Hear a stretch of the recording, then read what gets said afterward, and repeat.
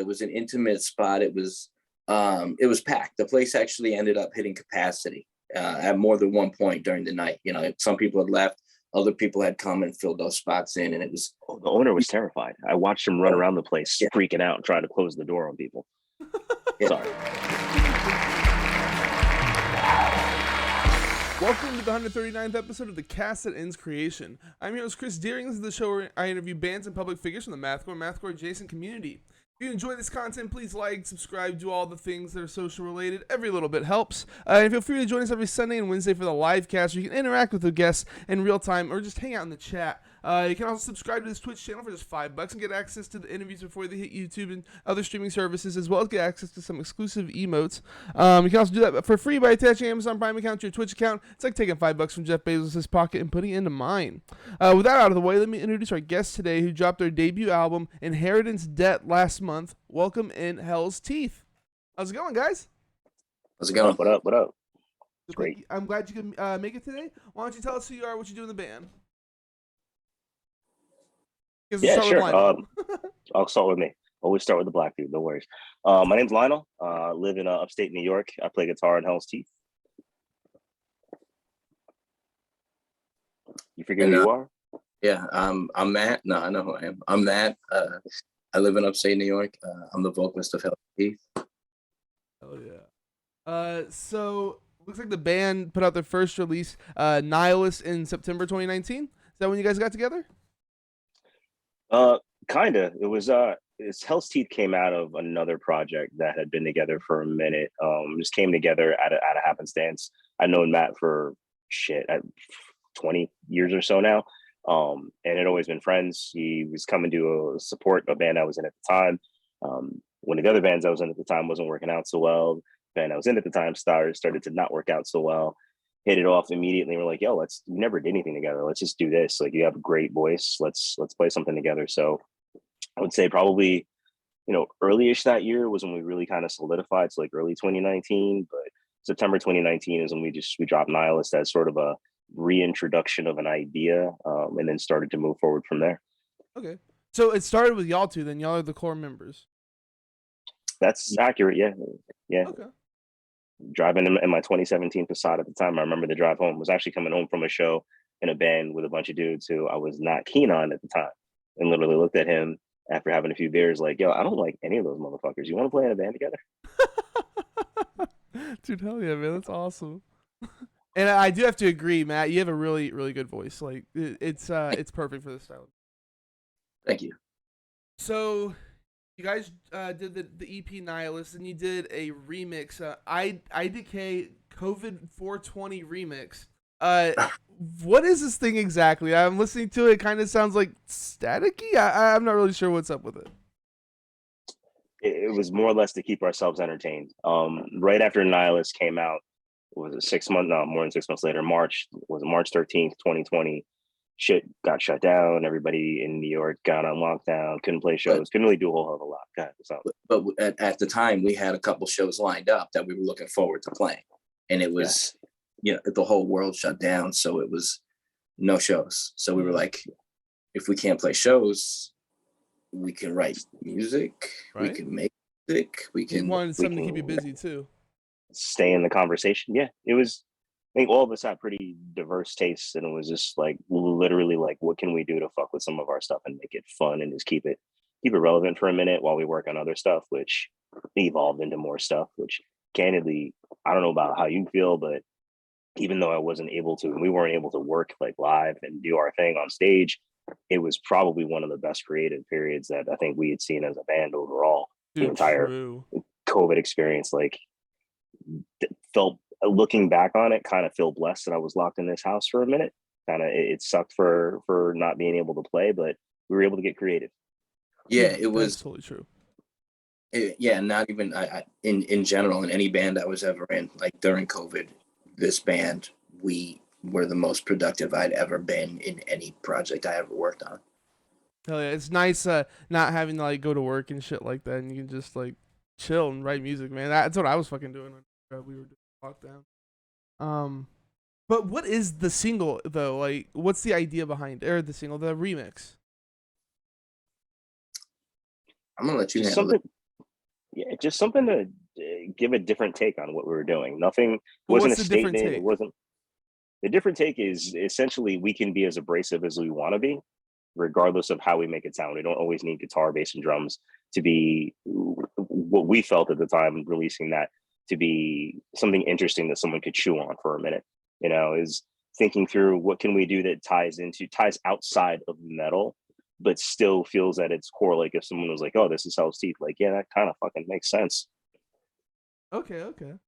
So then you do another EP, Detest, in 2020, and I assume y'all wrote this during the lockdown, right? That was that was really where the work started. That was probably the initial stages of lockdown overall. I would say probably the first couple of months. It was more or less like, what the fuck are we gonna do? Are we rehearsing? Are we writing? Are we gonna tour? What's the world gonna turn into? This is all horse shit. We had already been working on some of that material to begin with, so we just kind of sharpened it up and we're like, all right, cool. This is our response to what it's been like for the last few months. Y'all did another remix this time, MDK Death Valley, and it's a rap single. I was not expecting that whenever I clicked on it. Again, it's one of those things, something to chew on while we were working new material. It's why not? Okay. Musicians in other genres constantly remix their work and put it out. Why can't you do that? No, Put out some- I was completely thrown off whenever I heard it though. I was not expecting you guys to make something that sounded like. Not that it's bad. It's just like way out of left field. It was not meant to be linear by any means. It was Your reaction was exactly candidly what was expected, but at the same time, it was just kind of we're just gonna do this, and some people are probably gonna be into it. Some people are gonna be like, "What the fuck is this?" And some people are gonna say, "Yo, this is trash." Some people might do a little crip walk to it. We don't really know, but at the end of the day, it was a fun thing to do. I thought it came out pretty good. Yeah, we put it out there for you to have, so however you reacted to it, that's the response we wanted. Hell yeah. Whatever, or hate it. Can we expect more rap in the future? I think we're probably past that one, to be honest. Inheritance Debt was a very intentional album, and I think there's a lot of intent around where we see ourselves going now. It was good for me. It was good to get the giggles out for the band overall. I think it was fun to just kind of experiment and do some weird shit. Matt's always been, like I say, he's been a great person to collaborate with. Garen and Deshawn are the same way, our drummer and our bass player. But I think we all kind of agreed coming out of the recording of Inheritance that, like, okay, we have a very, very specific intention on where we need to go with this. And I don't know that like any kind of trap metal is going to fall into that bucket at any time soon. Okay, fair enough. But yeah, so you dropped your debut album. What's different on your? Well, I guess you were just saying y'all were more serious about like your direction that you're taking the band in. But what does that mean exactly? Like, how is what you're doing now different from what you were doing on your EP?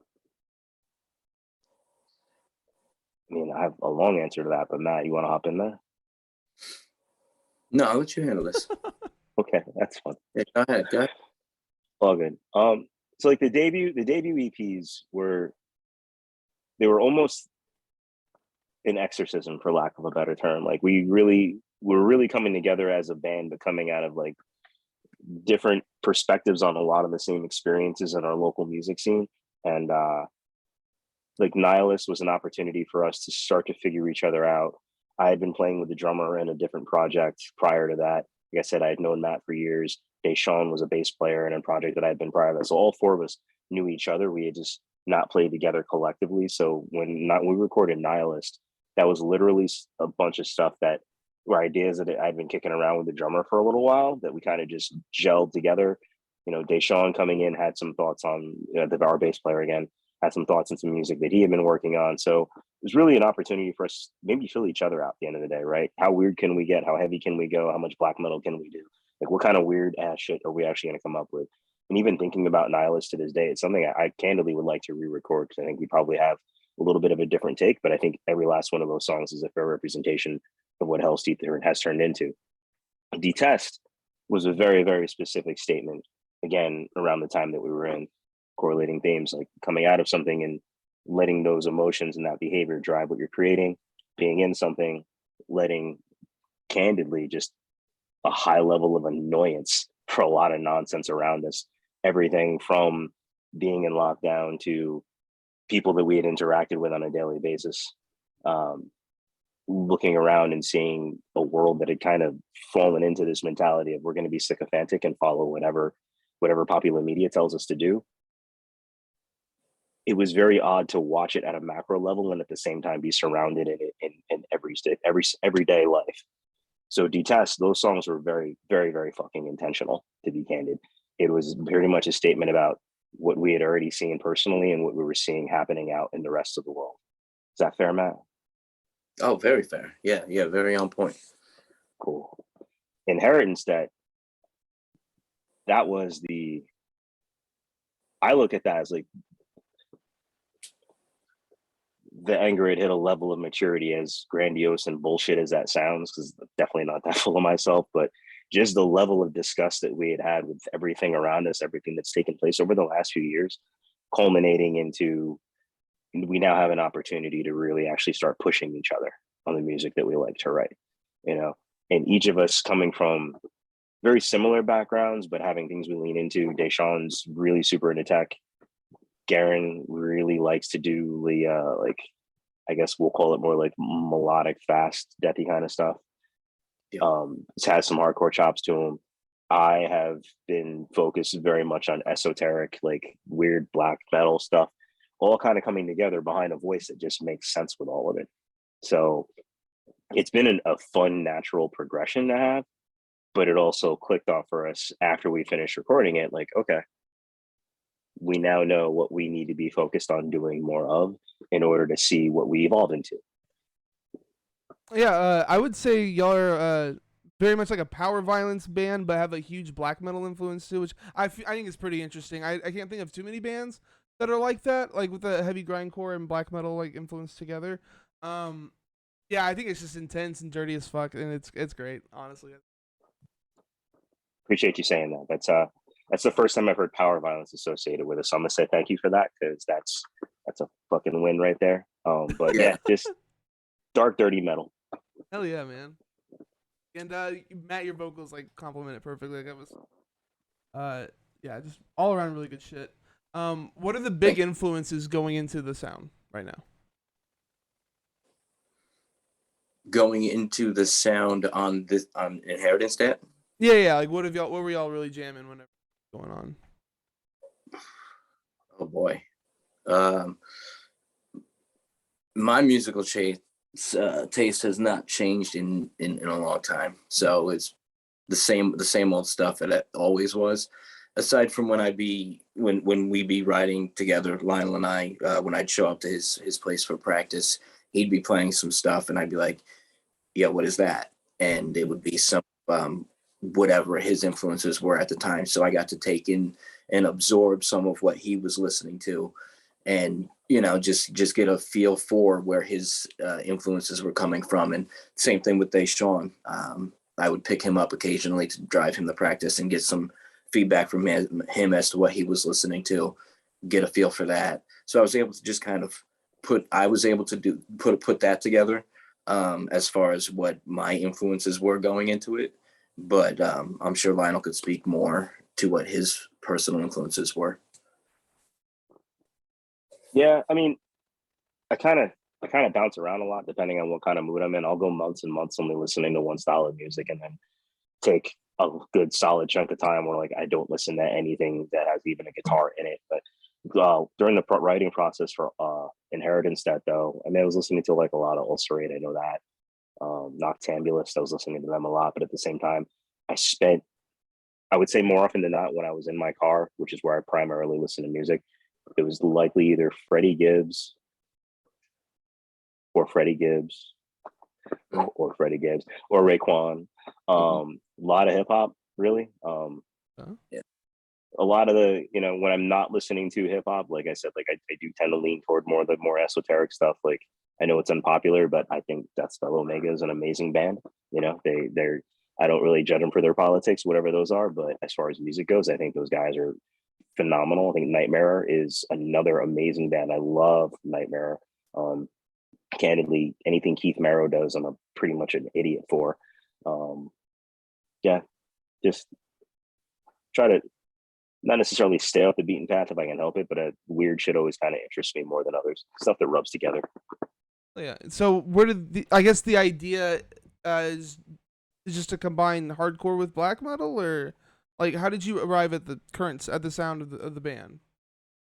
It was mostly, I mean, hardcore was never really a thought, to be honest with you. It was really leaning more mentally leaning more into the black and the death metal side of things, and thinking through like what comes naturally. Most of my musical training comes from classical and blues training, so I tend to lean a little bit more into the avant-garde stuff just because it sounds more interesting to me. And candidly, like hardcore is just, there's a time and a place for it. I got no beef with it at all. Like, I grew up a hardcore kid. I've been in a ton of hardcore bands in my life. At almost 44 years old, though, to see a genre that has traditional hardcore that has kind of stagnated a very long time ago, it's all good. Seen that, heard it. I'm good. You guys enjoy it. I'm gonna go over here and do other things. Math metal has always been fun because, candidly, it challenges the brain. At the end of the day, is the way I think about it, and that's kind of what I look for in music, and that's what I try to do when I write. Just try to challenge myself if I can help it. Yep. Okay. Well, speaking of writing, how does the writing process work with y'all? Kind of seems like Lionel, you're directing everything, or is it more of a group effort than I'm thinking? No, Deshaun is actually the leader of the band. He's not here, but I do want to make sure we call that out because I'll get in trouble if we don't. No, it's That is true. growing into more of a collaborative process. It's always been, I would say, 85% of it has been Deshaun and I getting together and coming up with the backbone of what a song's going to sound like. COVID was interesting in that before we got together as a group to record anything, I'd had, like we were said before, it's an opportunity to write. I had a bunch of shit kind of mapped out: drums, guitar, a little bit of bass here and there, just thoughts and ideas that help us kind of drive in one direction. But it's become more collaborative, which has been a great experience for me. Like, I haven't really, most times I've either been in a band as a vocalist and just kind of do what you're doing and get it when it's done, versus being in a band where I don't necessarily think too much about it. So this being a project that I've been a part of since iteration, it came from something else I was doing already. It was almost natural to operate in that fashion. But at this point, I think everybody recognizes inheritance debt is better because everybody contributed. So yeah. Matt, is that how you treat the songs? Let them do their thing and they hand it to you whenever it's done, or are you getting in there on the guitars and stuff? No, I don't get in there on guitars. I don't get in there on the drums, but I do give input. I do give feedback and throw my suggestions out there as far as trying to mix things up. And if a part sounds too repetitive or so, maybe try doing it this way, maybe try doing that. And, I play the drums as well. Not as well as Garen, our drummer, but I do like to throw ideas out to him as well, just coming at it from a different mindset, like, hey, maybe this, maybe halftime there, that, just throwing suggestions out there so we can get a different sound out of it and see if we like it better or worse, so we can, collaborate. Hell yeah, man. Matt, did you write the lyrics, or is that also? Yeah. You did? Yeah. Okay, awesome. Yes. The lyrics are pretty politically driven. I guess it's about how dystopian our world is kind of like the main idea of it. Is that about right, or? I kind of just I write about what I know. I write from my experience. From what I see, what I've gone through, what I've felt, what I, the way the world looks to me.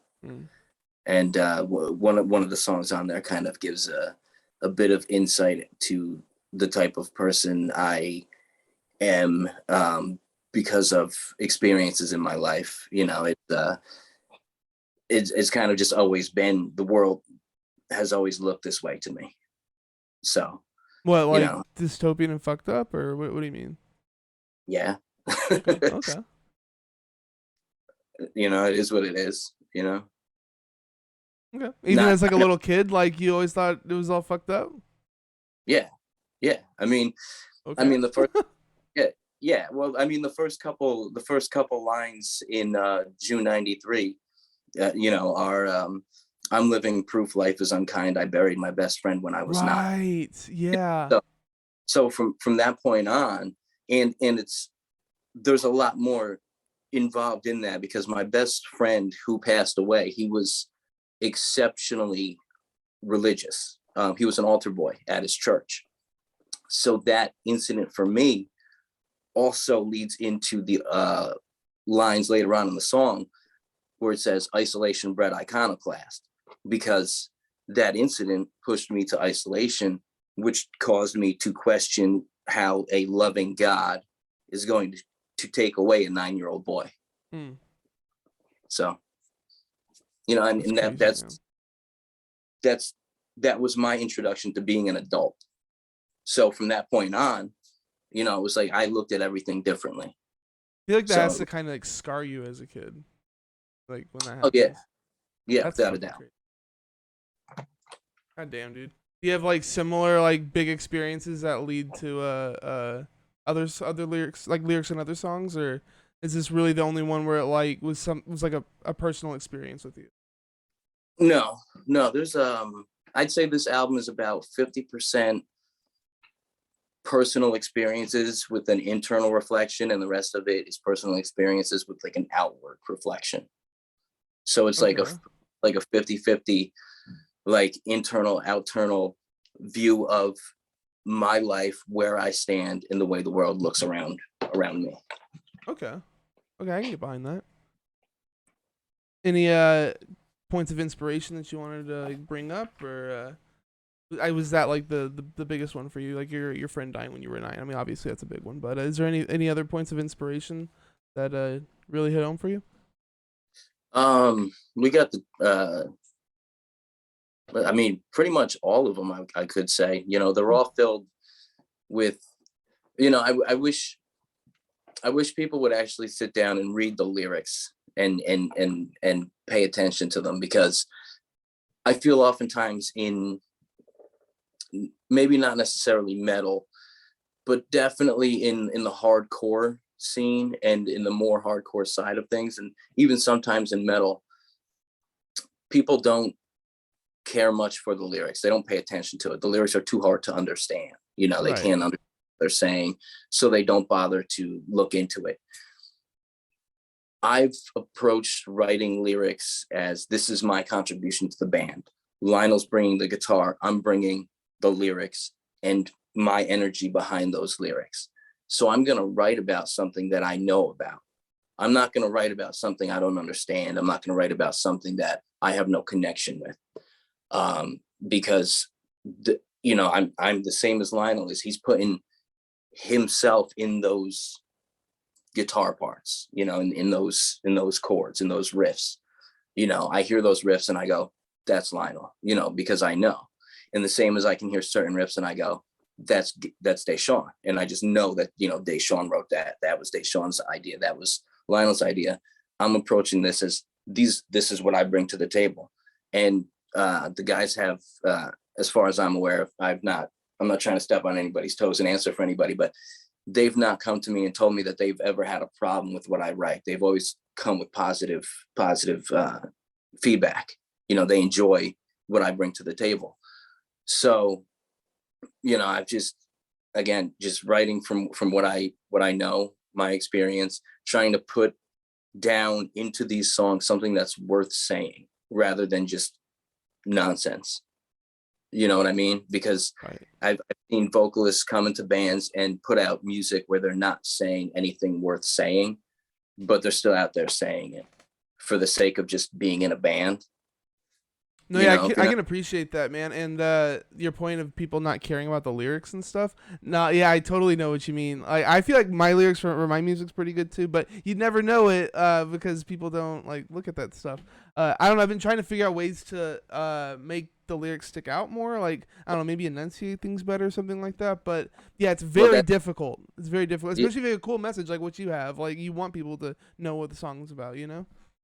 Well, that's something that I tried to do on this on Inheritance, that was really enunciate what I'm saying and try to make it so, you know, I have that, you know, death metal, black metal, you know, vocal sound, but you can also, you know, I've had people say, I don't need the lyrics. You know, I can perfectly hear you fine, you know. So Whatever.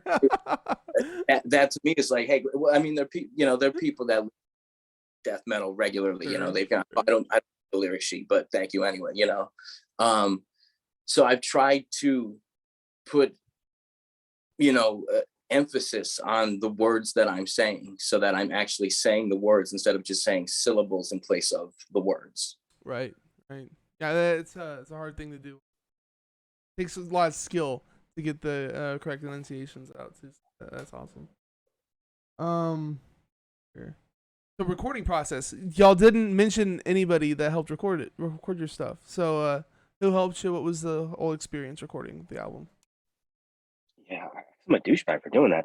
Sean Paul Pillsworth at Leaning Tree, Okay. Instagram handle at Leaning Tree, at Not a Recording Studio in Montgomery, New York.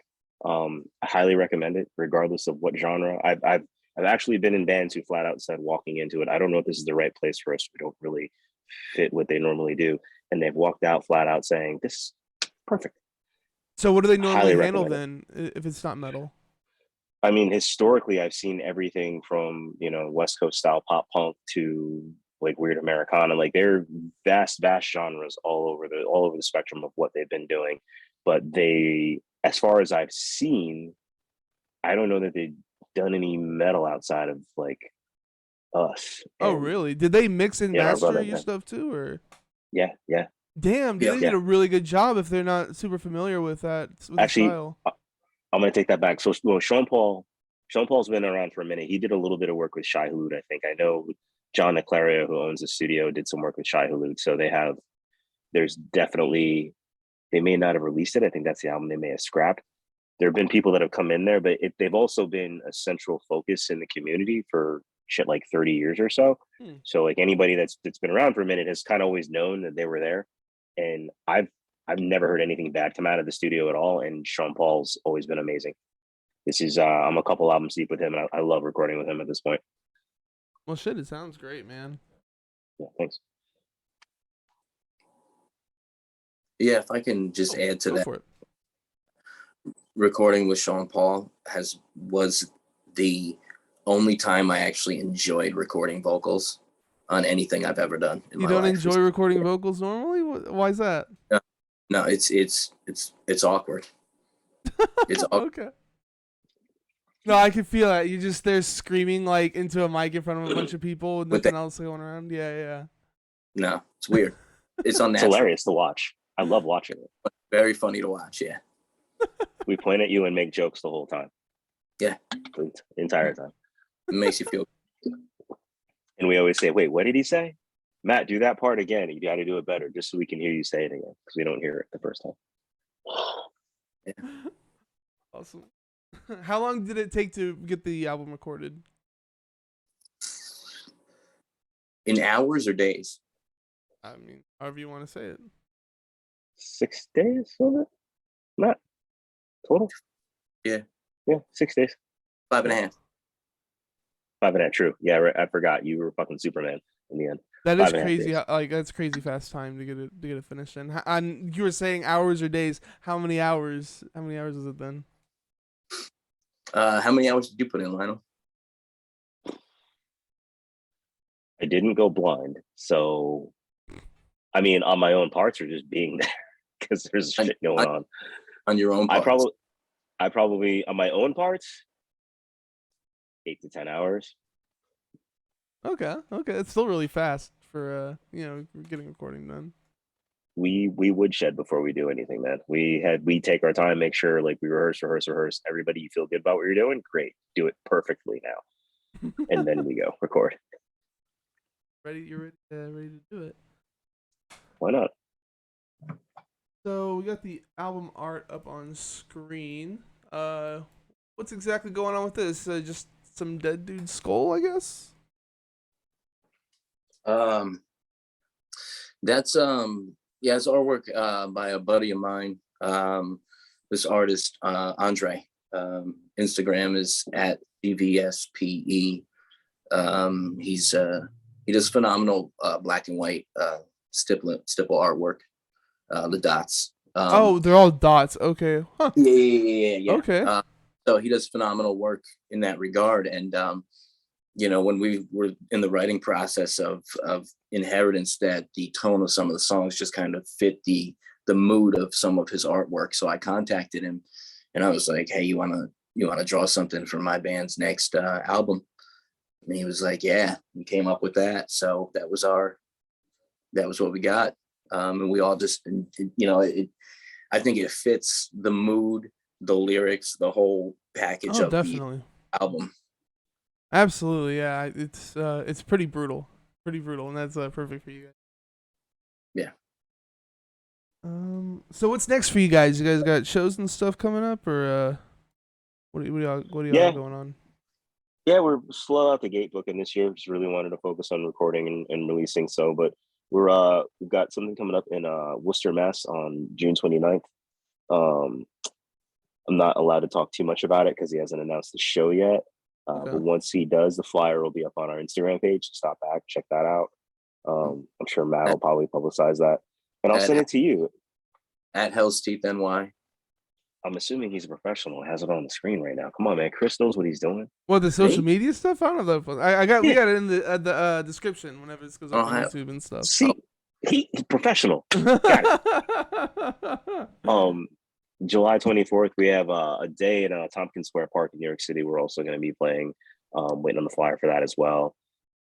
He's trying to the flash that Instagram right handle. Now. It's actually in the title of the stream. So yeah, it is on. It's on the title of the stream right now. Chris, you don't need to defend yourself. I already explained to him. You knew what you were doing. Professional podcaster here.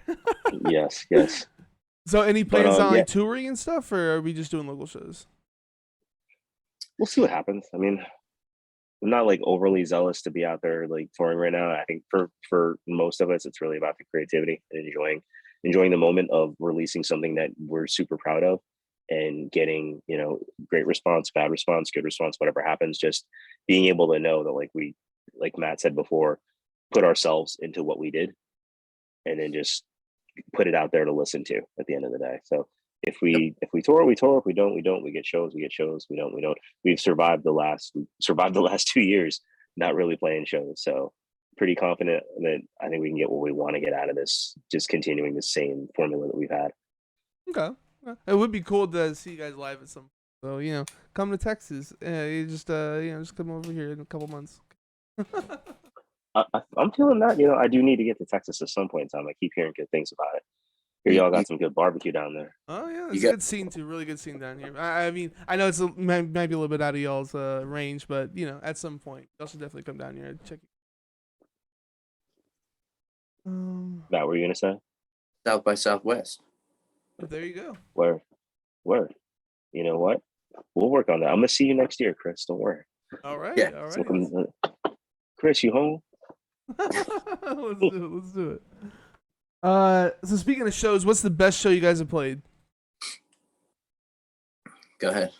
You pointing at me to talk about that? Oh God. Yep. Yeah. So there's this little spot. It's a little spot. It's an intimate spot. Candidly, probably one of my favorite places to play in many years. Called Tubby's in Kingston, New York, where we are actually. It's about 5 blocks that way. There was a weekend show that got booked there. It's a sort of a festival, Hudson Valley something or other festival. It was a Friday night gig, and then the Saturday night gig was actually in a different spot, but they were all tied together. It's like one of those weekend things that's tie the valley together, and people hop from show to show. The one on the Friday night was the metal show, and that was a good time. It was a good flipping time. And Hell's Teeth in that iteration, which was me, Deshaun, Matt, and a different drummer. We had an opportunity to play that show that was kind of given to us in almost like a backhanded compliment through another band that I had been affiliated with at the time. It's weird, like, oh yeah, and of course, Hell's Teeth should play too. Like, almost like, we don't really want to. Don't just say that because you're in front of us right now. We ended up playing the show. It was a good time, but the same person who gave the backhanded compliment, had probably seen us maybe like once before that and felt it necessary to approach us and let us know that, we shouldn't get overly excited or get too bummed out if people don't mosh, because, people don't mosh to metal, which was hilarious. I didn't know about this till after the show, but we played that show. It was the first time we played MDK, which was off at the test. And I mean, I don't know if you actually listen to Detest at all, Chris, but there's a part in MDK that just kind of, it's a mosh part. It is what it is. Mm. And people moshed. People moshed hard. People moshed real hard. And it was just a nice feeling to just look at the slack-jawed moron who made the comment about people don't mosh, watching people mosh while people were moshing. Right. But it was just fun. It was really fun to watch. No, it seems like every scene has some kind of like, you know, asshole like that. You know what I mean? Yes. Indeed. Yeah, we refer to him as Little Lord Fauntleroy. Little Lord what? Little Lord Fauntleroy. Fauntleroy? Fauntleroy. Oh, I have no idea what you're talking about. He's just a delicate little chap with big opinions. That's all. Delicate It was chap just with big opinions. I like that. like you said, every scene has one. It was fun, but that was a good time for us. Oh, what about you, Matt? What's your best shows you played? Oh, it's the same one. Okay. It was like Lionel said, it was an intimate spot. It was packed. The place actually ended up hitting capacity at more than one point during the night. You know, some people had left, other people had come and filled those spots in, and it was. Oh, the owner was terrified. I watched him run around the place, freaking out, trying to close the door on people. Sorry. That's great. Yeah, so it was just a great crowd, great atmosphere, fun time, and it was it was kind of that show, I would say, was validation for us as a band to just look at what we'd done with the people there and go, this is what we should be doing, at least for. That's awesome. What about the worst show? Connecticut? Was Connecticut that bad? It was weird. It was boring. It was definitely boring. It was weird, man. Tell us about it. We can do multiple stories. There's not a whole lot to say. It was just a weird spot, a weird feel. The whole thing just kind of felt like it. You ever see like an 80s horror movie, and there's just a scene where there's like a rock band performing to a crowd of like zombies? It was kind of like that. The feel of it. It was just like they just weren't reacting to y'all, or they weren't reacting to anything. Nothing. Yeah, it was weird. All zooted out of their mind. Yeah, okay. In their defense, we may have been close to a meth field. I don't know. We were close to train tracks. I know that. There's always a meth house with no train tracks. You're good. True. Oh, what about you, Lionel? You got one that's bad? I wouldn't say another weird one. I wouldn't say it's bad. We played it was I don't know if you know anything about upstate New York, but it's not too much. It's a little quiet, super quiet, lots of trees, lots of mountains. Everybody's really cool, but not a thriving metropolis by any means. But they had this arcade / like family fun center. Yes, family fun center. It was mostly an arcade that had like a weird stage and it was almost like you were playing in an airplane hangar. Very odd. Is that one of those places that have like the go-karts and shit like that too? Yeah. Like maybe there's a laser tag thing. There was one of those, okay. But it was closed after hours, which is weird. Yeah. Apparently 7:00 is after hours. I don't know. Weird spot. Did a show there with. I don't know if you've ever played in what feels like an airplane hangar, but the amount of echo coming off the walls just made it difficult to figure out what the hell was going on at all while we were playing. And I swear to you, the only thing that saved the night, like the show was the show, we played, we finished off, we figured let's just hang out and we'll just chill. Montgomery C. Burns from The Simpsons showed up, not playing with you at all. You know, like Montgomery C. Burns, Mr. Like the guy playing the character, or oh no, the character in live and in flesh. Yeah, it was like a live action version. It was the weirdest thing I'd ever seen in my life. There's a dude that looks like him then. Oh yeah. I mean, looks like is not doing it justice. Looks like is definitely not doing it justice. The whole side profile, the nose, the neck, the hunch, the whole thing. With a gold dookie rope chain on. What like the fuck? a rapper chain, like the big Cuban Yeah. link, like looking with that on. The young lady with him, you know how like some people have like holes in the fronts of their pants or whatever. Mhm. I guess it's a thing to like cut off the entire leg now, like all the like you still have ankle, you still have waist, but there's like no front leg apparently. Which Okay. whatever you want to do, that's on you. Right. But my guy, it was it February, man? It was cold. Yeah, It was there was cold as hell. snow on the ground. Just a weird. It got to a point where we literally all looked at each other and went, "Yeah, we're gonna go. We're gonna go now because this is I these." think we just bring out these people. Do y'all have a picture of the Happen. guy by any chance? I'd love to get that. I'm No. not gonna do homie like that. That's not Okay. fair. Okay. That's not fair. Would you want someone taking a pic? I mean, I if I were mean, out and I looked like something, if you were kind of weird looking, like, you know, kind of deserve to be have your photo out on the internet, right? No, I'd love to see that though. I mean, that is how Gummo got his start. Just saying. There you go. I'm not out here trying to face shame people. Y'all are hurtful. I'm not trying to. I just I'm think not- it's interesting that someone could look like Mr. Burns. Like, I gotta know what that looks like in real life. You know what it looks like. Picture Mr. Burns with flesh. That's what it looks no like. way. There's no way. It looks like a bird. Like he's got like a beak or something. Yes. Shut Yes. up.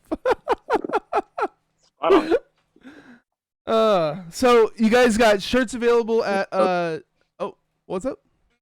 He had no chin too. That's the thing. It's like he had no, like you see those pictures of those. This is gonna sound terrible, but the dogs that end up abused and they basically have no bottom jaw. He kind of had that going on. It was very Mr. Burns. Spot. Alrighty. Call it how I. Hey, I got you, man. Some people look weird, man. But you got shirts available at hellsteethny.bandcamp.com. Do you happen to have one on?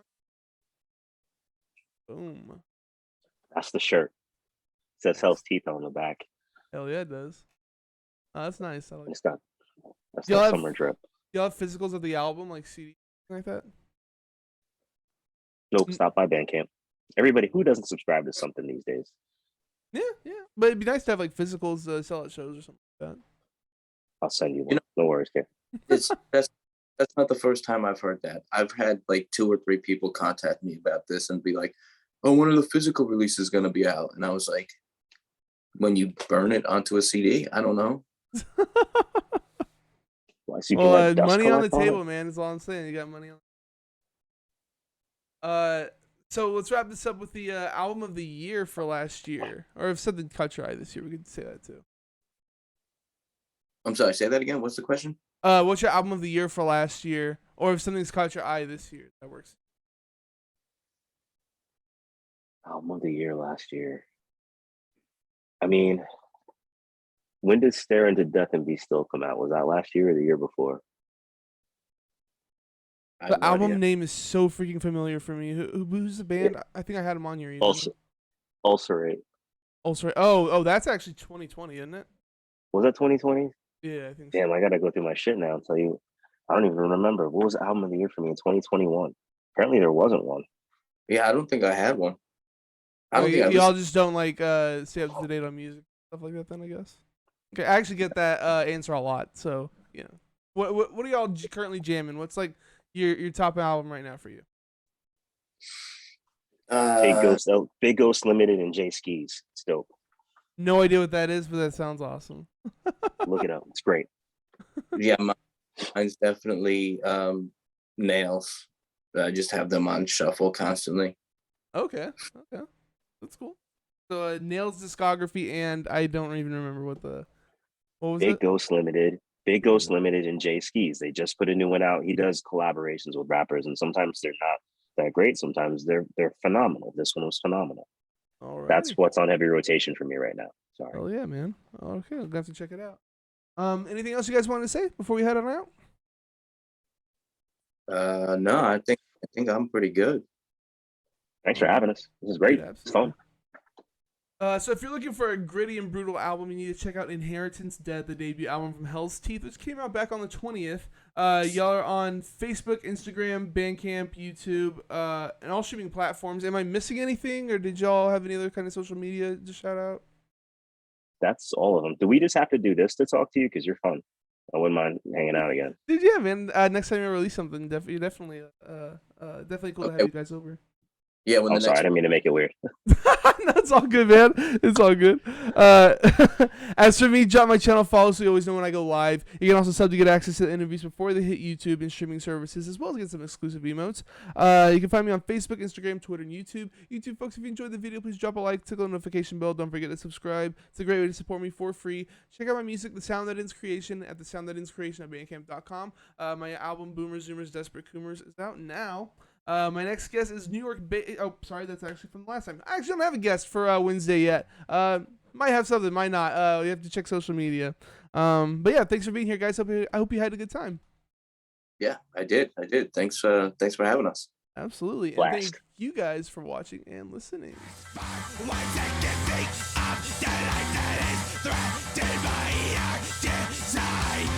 are weapons for